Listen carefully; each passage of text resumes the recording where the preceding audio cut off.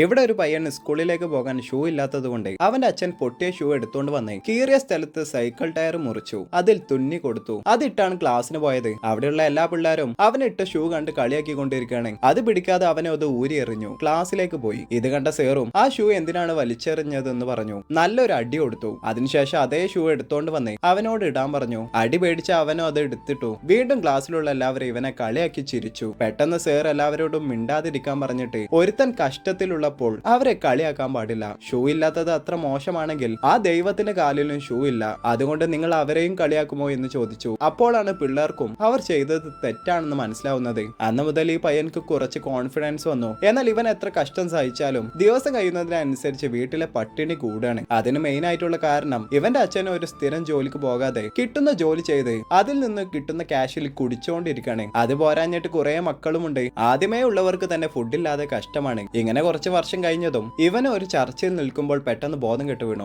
ആശുപത്രിയിലേക്ക് പോയാൽ ശരിക്കും ഫുഡ് ഇല്ലാത്തത് കൊണ്ടാണ് മയങ്ങി വീണതെന്ന് പറഞ്ഞു. അവിടെയും മര്യാദക്ക് ട്രീറ്റ്മെന്റിന് ക്യാഷ് ഇല്ലാതെ വീണ്ടും തിരിച്ച് വീട്ടിലേക്ക് കൂട്ടിക്കൊണ്ടുവന്നു. പോരാഞ്ഞിട്ട് ഇവന്റെ അച്ഛനും വേറൊരു നാട്ടിൽ ജോലി കിട്ടിയതും ക്യാഷ് അയക്കാമെന്ന് പറഞ്ഞു പോയവനും തിരിച്ചു വന്നത് പോലുമില്ല. അതിനുശേഷം ഒരു ദിവസം ഇവന്റെ അമ്മ മക്കൾക്ക് ഫുഡ് കൊടുക്കാൻ വേണ്ടി ഒരു ചർച്ചിന് മുമ്പിൽ പിച്ച് എടുത്തോണ്ടിരിക്കുന്നത് കണ്ട് ഇവൻക്കും ഭയങ്കര സങ്കടമായി. ഇനി അച്ഛനെ പ്രതീക്ഷിച്ചിരിക്കണ്ട എന്ന് പറഞ്ഞ് ചാർക്കോൾ ഫാക്ടറിയിൽ ജോലിക്ക് ചേർന്നു. അതിൽ നിന്ന് കിട്ടുന്ന ക്യാഷ് അമ്മക്ക് കൊണ്ടുവന്ന് കൊടുത്തു. ഓരോ ദിവസവും ചാർക്കോൾ വാരിയിടുമ്പോൾ ആ പുക കണ്ണിലടിച്ച് അവന്റെ കണ്ണിൽ ഇൻഫെക്ഷൻ വന്നിട്ടുണ്ട്. മരുന്നിന് പോലും ക്യാഷ് ചിലവാക്കാതെ എല്ലാ ക്യാഷും കൊണ്ടുപോയി അമ്മയെ ഏൽപ്പിക്കും. ഒരു ഘട്ടത്തിന്റെ മേലെ കണ്ണ് തീരെ കാണാതെയായി. പെട്ടെന്ന് ആശുപത്രിയിലേക്ക് കൊണ്ടുപോയി അത് റെഡിയാക്കി. അപ്പോഴാണ് ഇവന്റെ അമ്മയും ആ ജോലിയേക്കാളും വലുത് നീയാണെന്ന് പറഞ്ഞിട്ട് ആ ജോലിക്ക് തന്നെ പോകേണ്ട എന്ന് പറഞ്ഞു.